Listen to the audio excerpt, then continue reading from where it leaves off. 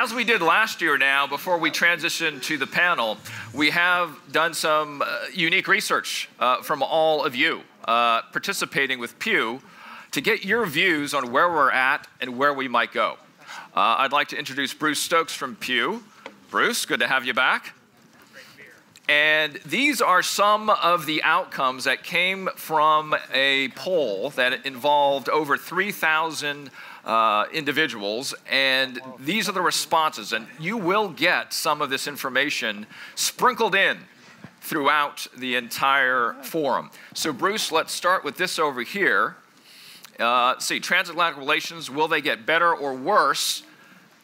And you have from last year looking forward and this year looking back.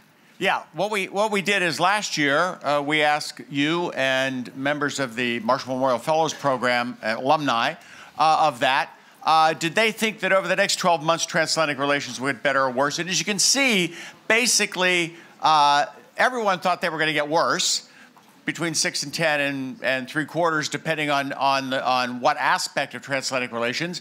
But basically, American thought leaders and European thought leaders in the transatlantic space agreed roughly about how much worse it was going to get. This year, what was interesting, it seems to me, is that everybody thought things had gotten worse for the most part. Americans were much more critical of what had happened than Europeans in terms of the last 12 months. Although it was interesting that on economic issues, people in this group who are Europeans basically were slightly less likely to say that relations between the U.S. and Europe had gotten worse on economic issues. Bear in mind, we were asking you all this question before, and we shut off the survey right before the tariffs hit the front pages. That's right, and it's still there, too, on top exactly, of that. Yeah. Let's go over to this one here. The biggest challenges for the transatlantic relationship. We asked people, and this was an open-ended question. In other words, people could write in anything they wanted to. Let me tell you, coding it can be difficult. But basically, Europeans thought that the economy and trade was likely to be the biggest challenge going forward for the next 12 months. They may have been thinking about steel tariffs. Americans were much more likely to say it's actually Trump or the current U.S. administration, which is the biggest problem going forward. And we have one last slide, and I'm not sure if it's up. Over here, yeah. What is the biggest opportunity? Because we wanted to say to people, well, it's not just all negative. Maybe there's some opportunities here. I'm not quite sure what all of you were meaning when you said the greatest opportunity is trade. Maybe this was before you thought about the trade tariffs. I'm not sure. Or maybe we can fix this problem, and that'll actually improve the relationship. Security, it seemed to me, played strongly in all of our minds, whether it was security around terrorism, security around other issues. But it's clear that people were, especially Americans, worried about security and also about Russia, actually even more than the Europeans. Well, great. Thank you. Bruce Stokes from Pew. Some intellectual capital to chew on over the next day or so, and we'll move on to the next part of our program. Thanks so much to both of you. It is now my pleasure as president of the German Marshall Fund to welcome to the Brussels Forum stage the Prime Minister of Poland, Prime Minister Morawiecki. We are so happy that you've taken the time to be with us. If you're not familiar with the Prime Minister's biography, it really is a remarkable path that he has traveled. He was active in anti-communist opposition in his youth, and most of his career has been spent in the private sector. I think this background gives him a unique perspective on the challenges that are facing Europe and the transatlantic relationship today. We are delighted that he will be joined in conversation by Katja Adler, who is the Europe editor at the BBC. And so with that, I would like to welcome the Prime Minister and Katja Adler to the stage, please.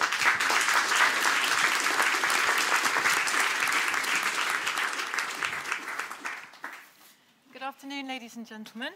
Thank you so much, Prime Minister, for speaking to us thanks for having me here. So I'm going to introduce you. Obviously, you've just been introduced to myself and the Prime Minister, and I'm now going to introduce you to my daughter's alarm clock. I apologise for that, but obviously time is of the essence for all of us here, for the Prime Minister. So this is in order for me to keep a good idea on time. Now, Prime Minister, you know we're going to be discussing the future of Europe together for the next 45 minutes. There's no Q&A at the end of this session, so if you forgive me, I'm just going to ask the opinion of our audience right now before we start. So if we could bring up now on our screens a question for all of you, if you could get your apps ready. I believe that's right. So if you could answer already before we start speaking what your prediction is for the future of the European Union. Will it become more integrated? Will it dissolve a little bit to become a looser union of nation states? Or do you think it's destined to fall apart altogether? If you could vote now, that would be great for us. And then we will compare your answers and opinions at the end of our discussion. So while you do that, Prime Minister, if I could ask you, do you think that within and amongst the European Union member states there exists a common vision for the EU's future? Well, first, thank you very much for having me here at this great conference. If I could answer this question in a slightly different way. The other title of this vision for Europe, the future of Europe, could be insecurity, inequality, and injustice, and how to address those fears which are there in Europe. And looking at this from that angle, I think we have to focus on those three elements, and then we could have more integrated Europe, or at least not less integrated Europe into the future. So I think, you know, I've been involved now in sort of observing European politics for about 20 years. And in all of that time, I've heard leaders of EU institutions always talking about bringing Europe closer to the people. If we have a look at elections across Europe, we don't necessarily get the idea that they've been that successful. Everybody wants to make Europe a better place. Do you think they're competing visions, though, as to how to achieve that? For example, perhaps the Merkel-Macron formula of more integration, and perhaps Poland, along with the Visegrad countries of Central Europe, perhaps more concentrating on power for the nation state. Is that fair to say? I wouldn't describe it like this. I think that we all have to find a way how to cooperate better, how to harmonize what needs to be harmonized, but not to centralize too much. Like I can give you an example. In the new era of rapidly changing technology and Industry 4.0 and all the IoT and so on around us, our regulatory response in Europe has to be quicker than it is today, because the world is changing too quickly for all the countries to immerse in a very long, lengthy, cumbersome harmonization procedure. So more deregulation rather than regulation from this point of view. But also, like Jean Monnet said once, that Europe is a combination of solutions to different crises which are around us, and this is still valid because we live in a post-Lehman era, even if some elites think that we still live in a pre-Lehman era, pre-Arab Spring era, pre-iPod era. Everything changed, and the inequality factor, which I was mentioning at the beginning, is more and more important too. But when it comes to crises, EU countries don't seem to always share the same vision of how to go forward. Let's look at the migration crisis, for example. There's a lot of closing down of borders inside the European Union. On the back of the migration crisis, an argument that still bubbles today about whether there should be so-called shared responsibility among nation states, something that Poland feels very strongly about. It does not want migration quotas that could lift the burden, for example, off Germany and Italy. Is that solidarity? Is that European Union? Well, the solidarity is very important, and solidarity has to be made applicable in many areas, and in that very area, migrations, refugees, and so on, we believe that we play our part quite strongly, because we have 40,000 Chechens after the 2 wars between Russia, or invasion of Russia into Chechnya. We have 1.5 million Ukrainian population, some of them from Donbas area, from Dnipropetrovsk, which are areas of war, and some of them are homeless people, people who really would be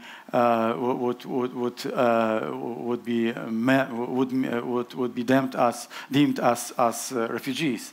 So this is one point about migration and refugees. Another one is that we believe that the most effective and most efficient way of helping people is to do this in situ, and we do this together with Italy. We do this in Libya, we do this in Lebanon, and in the second half of 2017 there was a drop of refugees coming from North Africa to Italy of 70%, 70, comparing to the first half of 2017. So clearly, different type of responses have to be found. In Africa, there is 1.1 billion people. So what's our reply to this? How many people can we accommodate in Europe? 2 million, 12 million, 22 million? Where is the break? So a different approach has to be adopted here. Different approach, but also whatever approach has to be agreed on amongst the 27 member states. That's and correct, that appears to be very difficult. I mean, for example, in the migrant crisis, could you explain for us, Prime Minister, when we look at sort of groupings within the European Union, something about the Visegrad group of countries? Like, in Europe, there are different dimensions: the North and the South, or the Eurozone crisis, the UK leaving now the European Union, and there is the West and the East. And many differences of opinion come back to this very division which happened in the post-Second World War arena, where some countries were left on the wrong side of the Iron Curtain, and the Visegrad countries were very unhappy to be in this group. And our situation is completely different than Western Europe.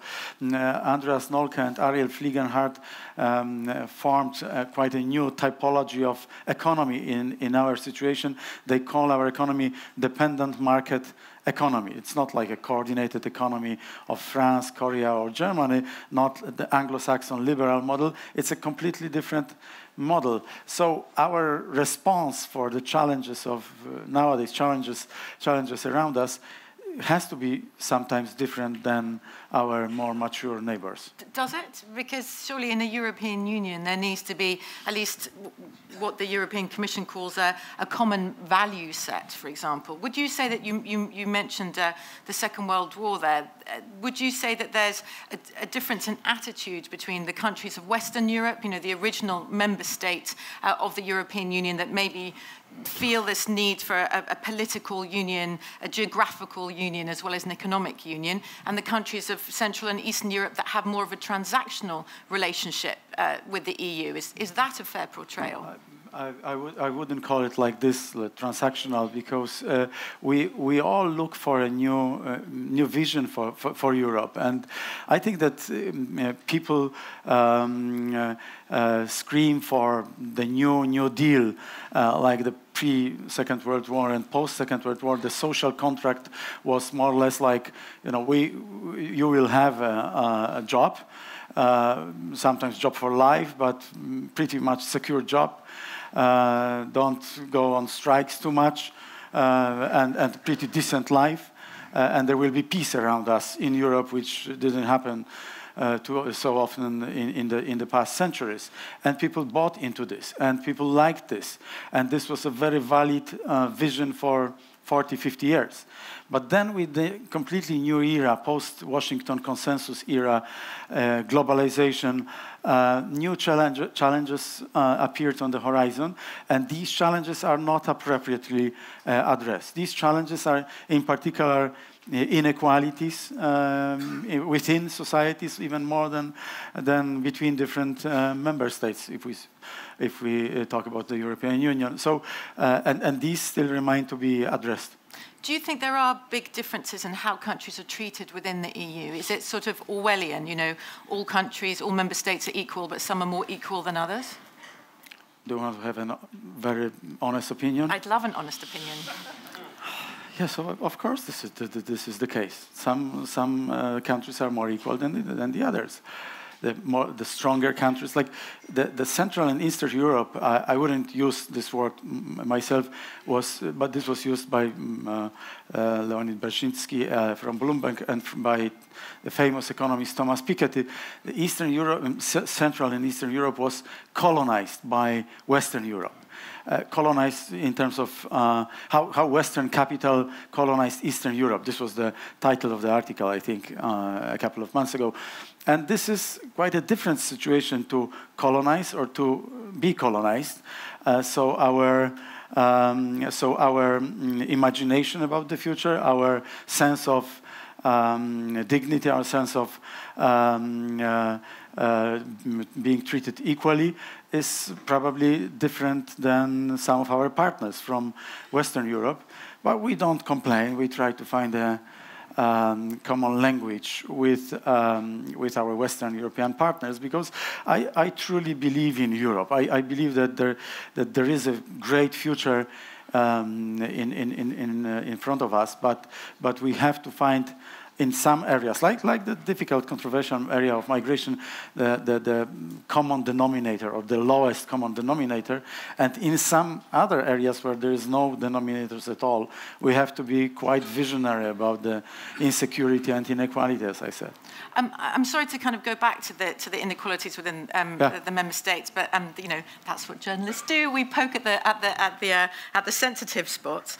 Isn't that why the Visegrad countries got together in the first place? I mean, the Hungarian foreign minister said to me, it's to make their voices, your voices, heard louder when Germany and France tend to speak loudest at meetings, at summits, in decision-making. Yes and no. Visegrad countries there were 3 countries of Visegrad at the beginning, because there was Czechoslovakia, pre-1993, Hungary and Poland. So it was a long time that we have kind of formed an alliance long time before entering the European Union in 2004. And even today, we are quite united on some aspects, like the migration, like the refugee problem, and quite different on others. And there's a combination of different countries talking to each other. This is what the European Union is about. It's a combination of different countries trying to find a way how to harmonize some stuff and deregulate others, and do it in the interest of a particular country, member state, but at the same time in the interest of the whole European Union. One of the European Union's co-vice presidents, Federica Mogherini, who we were just speaking to earlier today, once described to me differences in opinion between EU member states as a bit like a family. You know, you're always going to have, you know, arguments, but you remain a family. If this is a family situation, at the moment, Poland and Hungary have been told to stand in the corner for being naughty.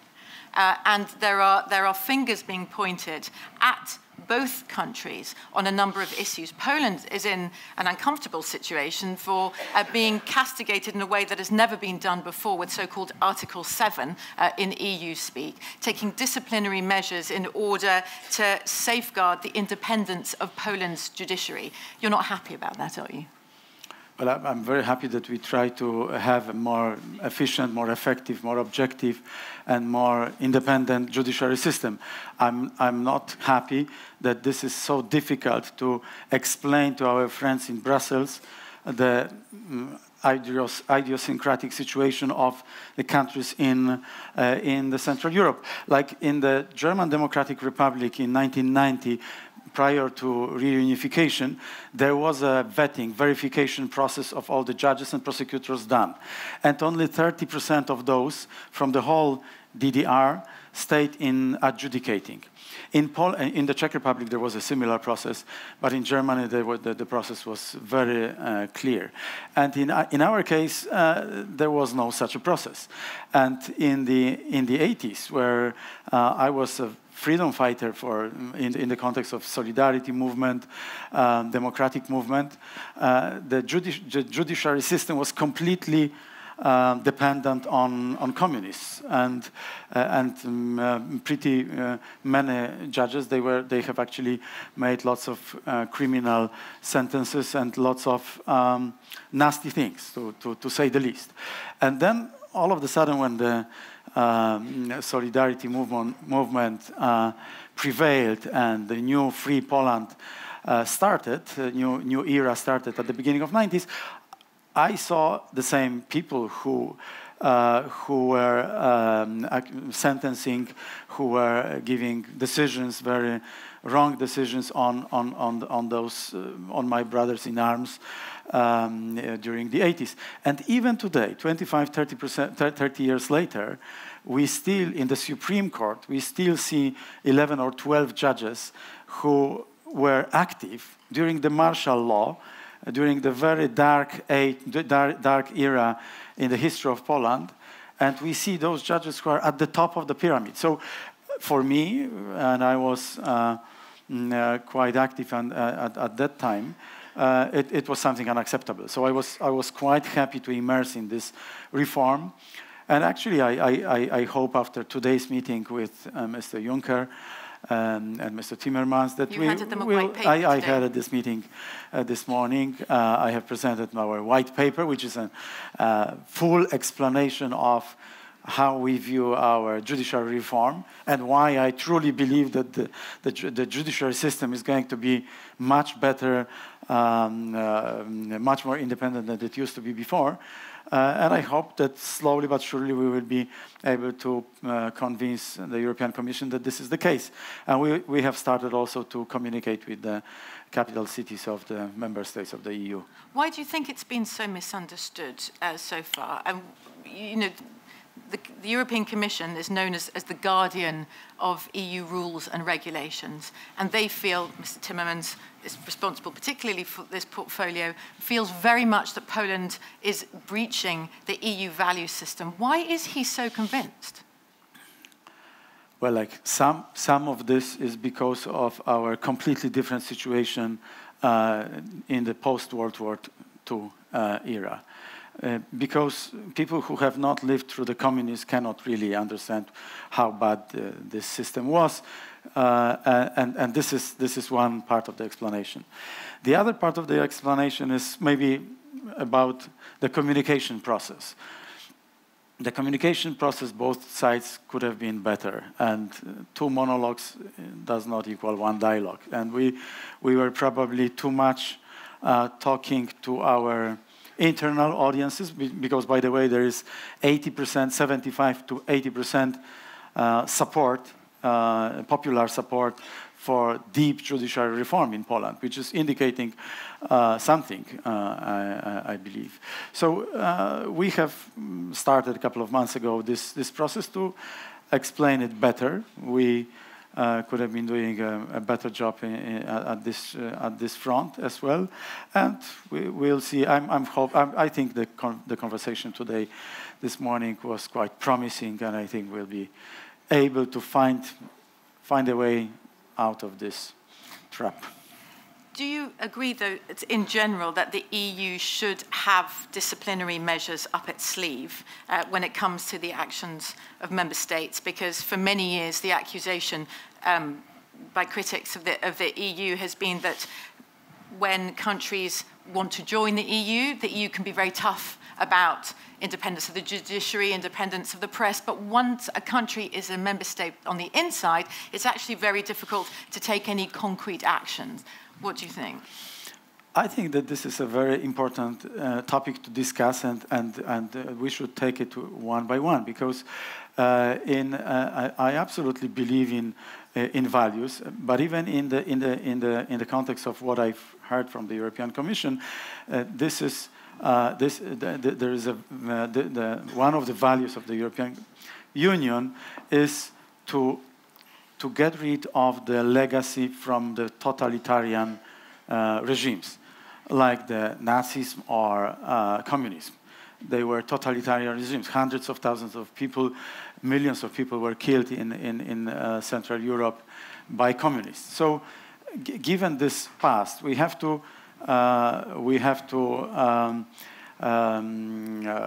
purge the rottenness out of some parts of this system, and this is what we are doing. How people who dominate in Brussels can really understand it without deeply immersing in this topic. So we try to bring them through our white paper through many different areas and topics of that kind. And well, like one very important element of the whole, what we are talking, and very precise one, what you've mentioned, Katia, and very precise, very concrete one is corruption. The level of corruption, for instance. In Poland, there is one of the lowest levels of corruption in the world, like much better than Italy or Spain or Portugal or Greece, slightly worse than France. So the political system, social political system has to serve appropriate values, and the corruption is anti-value. So the system which we have created through anti-corruption office and making our judiciary system more addressing the corruption around us is going to be better and more democratic and more just for everybody. Do you feel that the way that Poland and Hungary have sort of been labelled a little bit the bad boys of the EU of late is, again, another illustration of inequality in the EU? I mean, I can quote the UK's famous Nigel Farage recently, or Marine Le Pen, who've pointed particularly to this aspect of the rule of law and the independence of the judiciary in Poland and the way the Commission is dealing with that. And they say, well, what about what happened in Catalonia at the time of the illegal referendum and the police action there, and how Spain was, quote unquote, in their opinion, let to get away with it? Is this how you see the situation? Well, you've answered your question to some extent already, because in some... well, because the Commission disagrees. The European Commission says that's absolutely not the case, that you cannot compare the two situations, and that Spain was acting in its national interest. It's about understanding national interests, of course, but it's about understanding the very specific situation of each of the member state, and there are 28 member states, so it's not so easy. So we have to think about.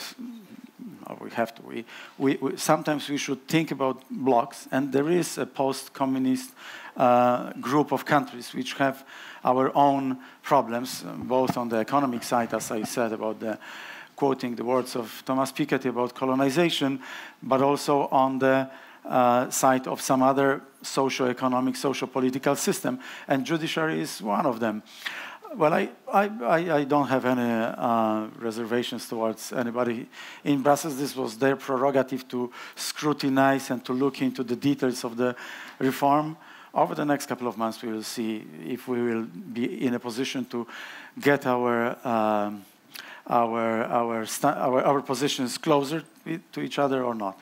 I hope we will be closer to each other. Of course, the Commission also said that Spain was trying to protect the rule of law and that it was an illegal referendum. But in your white paper that you've handed today to the Commission to defend what Poland is doing with the judiciary, you had a warning in there, and that was if the Commission takes action that the Polish people deem to be unfair, you waved that flag of Euroscepticism and said, this could lead to Euroscepticism amongst the Poles if they feel that they're being treated unfairly. Of course, Poland is pretty much the most EU-enthusiastic country, according to public opinion polls at the moment, in the European Union.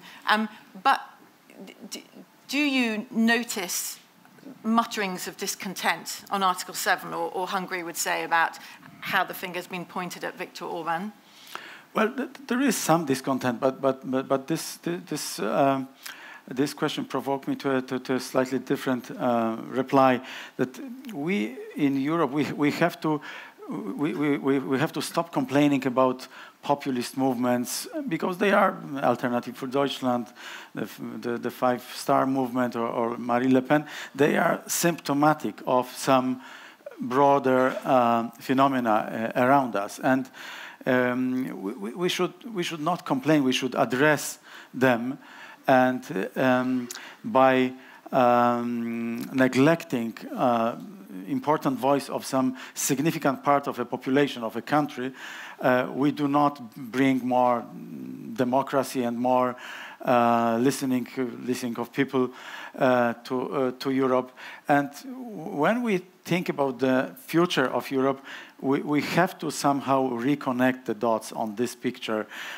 People have to think that those Brussels elites and other elites in Paris, in Warsaw, in Berlin, and in other places, they are not detached from the rest of the society. And I have the feeling, and some outcomes of some of the recent elections indicate that this is not the case. That societies in different countries think the opposite. That maybe we are not listened enough about our problems.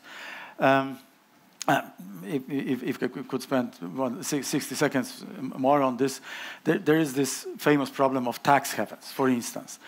Why not to make out of tax havens one of our topics to deal with in the context of the vision for Europe?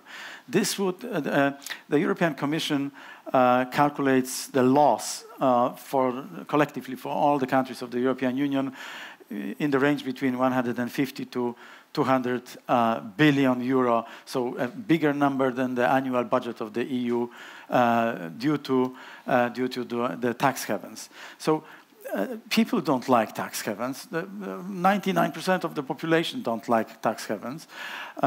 So I'm very much in favor of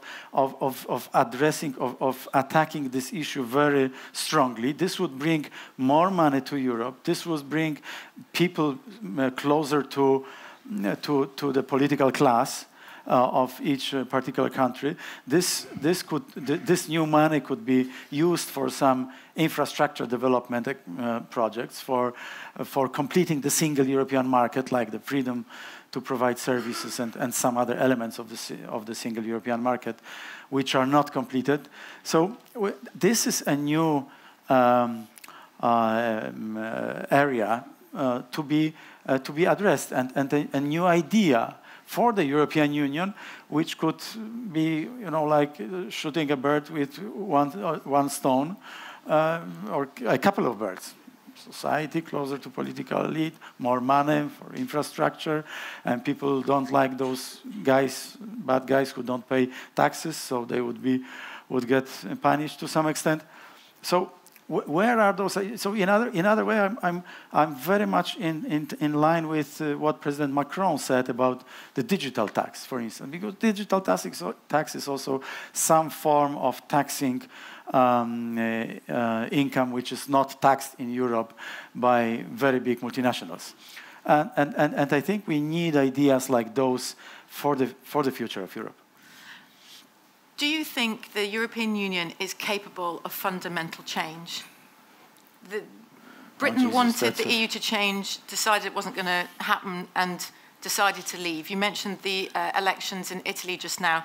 Two parties with a strong Eurosceptic line, and I say Eurosceptic in the European context, which means not leaving the EU, but wanting to change the EU. Your party wants change. Viktor Orban wants change. In France, even though President Macron won, Marine Le Pen did extremely well. The Freedom Party did extremely well in Austria. These are all parties that say, as you picked up, you're not listening to us, either to the traditional political parties or what you describe as the Brussels elite. Can Brussels change? Well, I think idealistically about all this, and I believe that the Brussels can change, and and the member states have to change. Excuse me, Prime Minister, which member states are going to make it change if it needs to change? Like, as I said, I mean, these are very, we moved away from that, or you very skillfully moved away from my first question, but you have very different ideas of how to solve problems between the Franco-German motor, which is more Europe, more centralization. But is it so? And you, who very early on criticized this over-centralization. But this is a buzzword, more Europe. This is popular to say so in some circles. But I heard that some countries, like 8 countries of the Northern Europe, yesterday, they have actually, and these were not countries of the Visegrad countries, they were the Baltic countries, Denmark, the Netherlands, and so on. They were opposing to too much of domination of this Franco-German dimension. I think that there are different groups of countries, different dimensions, and the Weimar Triangle, so France, Germany, and Poland, and others, they don't have to be in contradiction with each other. They can complement with each other, and I believe this is really possible, but we have to present the new Bretton Woods system. The new Bretton Woods, like for instance this taxing the tax havens, or eliminating tax havens, or decisively fight with the VAT mafias. This is another 160 billion euro, according to the calculations of the European Union. So this is the elephant in the room. Why don't we talk about elephants in the room? There are many elephants in the room, and we talk about some. So sometimes. Why aren't we talking about elephants? Well, and isn't, with all due respect, isn't migration, for example, also an elephant? Migration is an elephant, but, absolutely. Migration is another elephant. But losing 155, this is the recent calculation of the European Union, 155 billion euro every year through VAT mafias, these are even worse guys than the tax haven guys. These are simply mafias. We have been very successful in Poland in fighting VAT carousel frauds, missing trader links. What's behind this little economic miracle in Poland today is this, that we, within a period of 18 months, we were able to gather 20% more of VAT, fighting decisively with VAT mafias.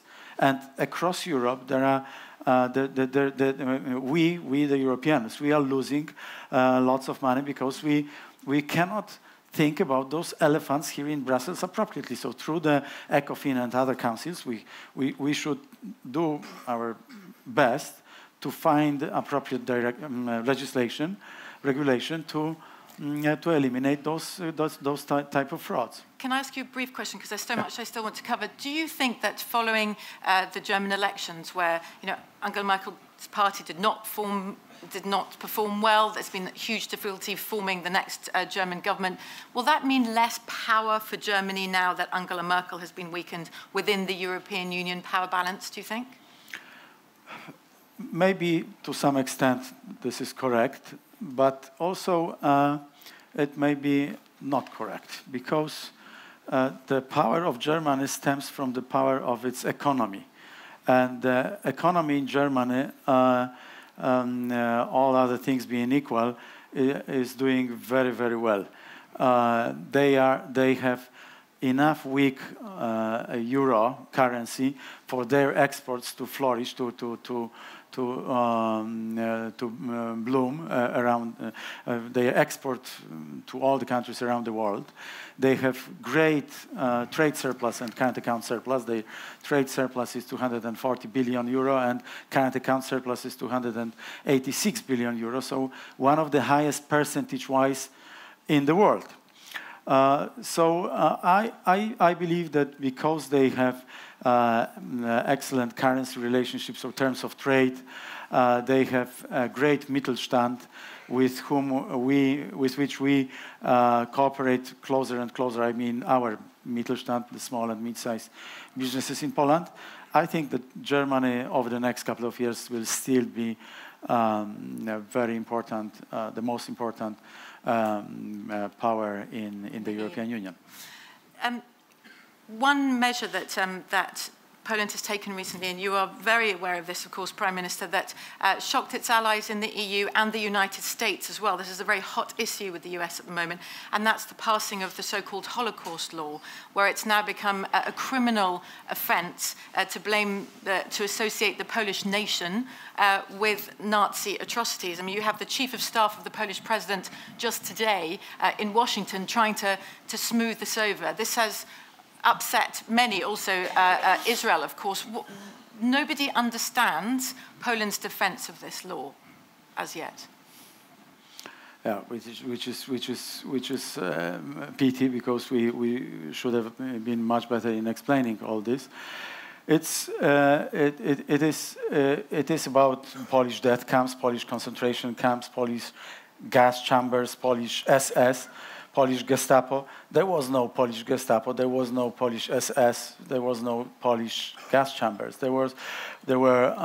Poland who fell victim as a first country on the 1st of September 1939 to the invasion from the west, first from Germany, and then 17 days later from the east, from the Soviet Union. And in the last statistical counting of people before the war, there were 35.5 million people, and the first stats post-war was 24 million people. So 6 million people lost their life during the Second World War, the citizens of Poland, and 6 other million were kind of expelled, were moved to other places or stayed in the West in post-war era because they didn't want to go to jail in the communist Poland.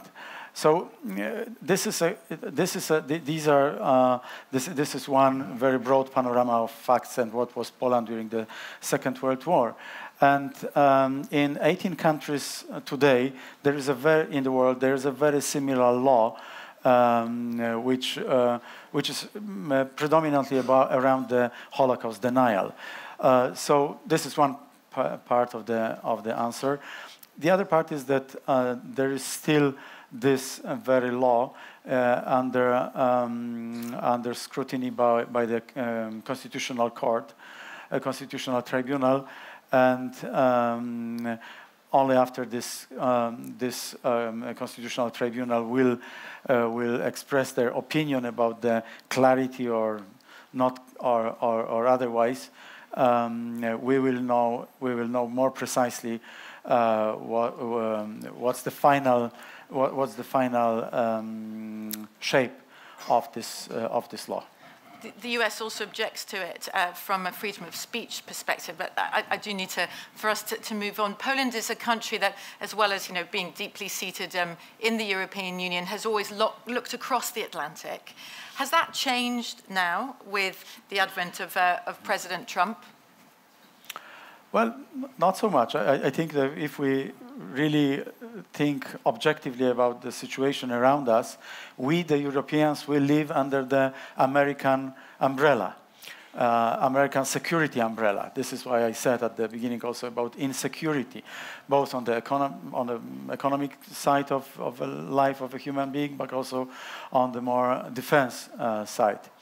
And most of the European countries and NATO members do not spend 2 percentage points of our GDP or more on the defense expenditures. So most of them who don't do this are free riders, kind of states, NATO members. Poland is not, by the way. I think a lot of those members would disagree, having spoken to them, that they're free riders. Why could they disagree if they to some extent are under the security umbrella of the United States, and they do not contribute appropriately to the rules? Do you believe that the US will stay there do you believe in President Trump's commitment to NATO? There has been mixed so. messages from Washington. It's something that Europe does worry about. No, I hope so, but I also hope that, well, I would wish that we were powerful enough in Europe that we could live and we could deliver the security around us under the Pax Europaea. But we do not have sufficient power to defend ourselves against some terrorism, rogue states or Russia. And by the way, I recently read some article that there is more trust in Russia in Germany than it is in the United States, yeah. Which is quite much telling and quite strange to me, but so it is, and this is probably because of some disagreements between the EU and the US today, but it does not change the fact that that those relationships, transatlantic relationships, brought about an unprecedented period of peace. And going forward, I would looking forward and into the new era, next couple of decades, I would wish that that Europe and the United States are still forming a very strong alliance, defending each other, but also creating a security type environment around us. You bemoaned the fact that the EU is not fully capable of looking after and defending itself. Poland has decided to join PESCO. Yes. It's a new voluntary organization of EU member states who want to cooperate more militarily. Washington has an eye of suspicion on PESCO. What would you say to those in Washington who doubt about it and worry it will try to compete with NATO? We don't want to compete with NATO. It's a very good initiative. We supported this initiative as one of the first countries because we are seriously supporting the creation of the European army in the future, in the more distant future probably, but even the longest journey, as they say, has to start with the first step, and I think PESCO is the first step in the right direction. We have too many of different kinds of arms in our member states, Air Force and tanks and others. So we have to combine our.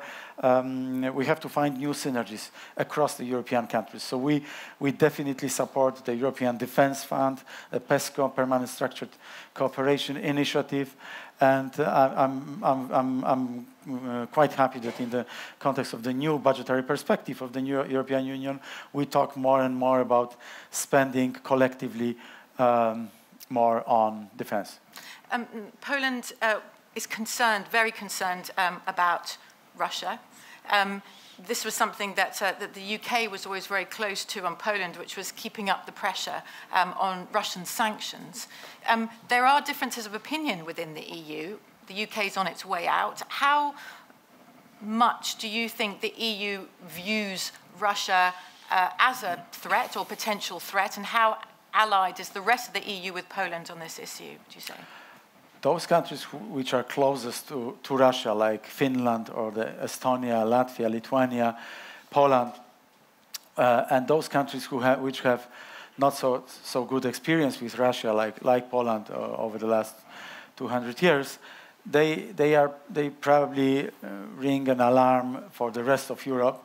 But I have to tell you that there was talking about sanctions on the last European Council, there was quite a unanimous and united view that given that Russian aggression in Ukraine is not over, the sanctions should be extended. And even we've discussed if they should be extended for 1 year or 6 months. So I didn't see too much of discrepancy of opinions on sanctions, even the countries which do not feel the hot breath of the Russian bear. final question, because we're running out of time, and of course, you know, as a Brit, I have to ask you, will there be a Brexit deal? And how important is it to the EU to have that? How much of a hole does Brexit push into the European Union? It is a huge hole because the United Kingdom was this very critically important member state, which was usually in favor of less regulation, less red tape, more freedom to provide services.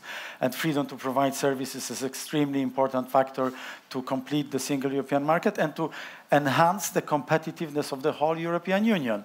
So losing the United Kingdom from this picture is a loss. I still have my personal little hopes that there might be whatever other solutions, the other referendum and so, or otherwise different solutions, and the United Kingdom might stay, but I absolutely respect the decision of this United Kingdom's population society.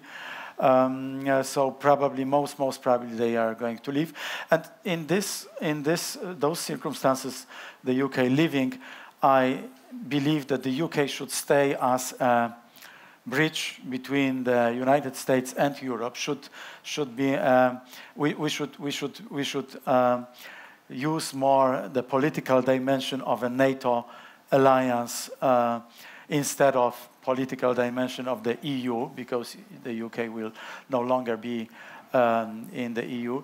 And I believe that the strategic considerations and our common interest in the future, in the longer term future of Europe, tell me that we shouldn't have a very bad and unpleasant divorce. We should have Brexit, which is allowing the UK and of course the EU saving face, but also, you know, put accent pressure on those aspects of the Brexit which are critically important. I, for instance, believe that there should be some contribution of the UK to the EU budget, whatever shape and form, because Switzerland and Norway, which both take advantage of being pretty much part of the single European market, they do make some contribution. So the UK should not eat the cake and have the cake at the same time. But I'm kind of optimistic about that Michel Barnier and the team can work out a decent deal. Of course, those details, that's a whole other conversation. The UK leaving, of course, opens up more potential for disunity amongst existing member states over the budget that you mentioned between the net payers like Germany and France, net recipients such as Poland or Hungary, and about what to do about the hole in the budget. But I thank you very much, Prime Minister Mateusz Morawiecki, for joining us today. And I want to ask just everybody here if you could just press your buttons now, since we've talked about the future of Europe. Having now chatted, do you think that the European Union in future will be more integrated, or will become a looser union of more independent nation states, so less Brussels, less Europe, or will it fall apart altogether? Could you let us know what you think, and we can just have a look?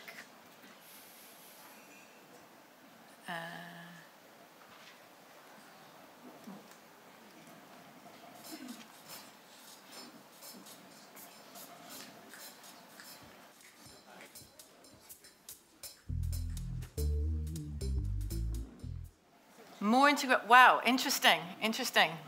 Visegrad would be quite pleased today. That looks like your interpretation. So no to the Franco-German motor of more integration, yes to less centralization. Yes. Prime Minister Morawiecki, thank you very much indeed. Thank you for joining us. Thank you very much.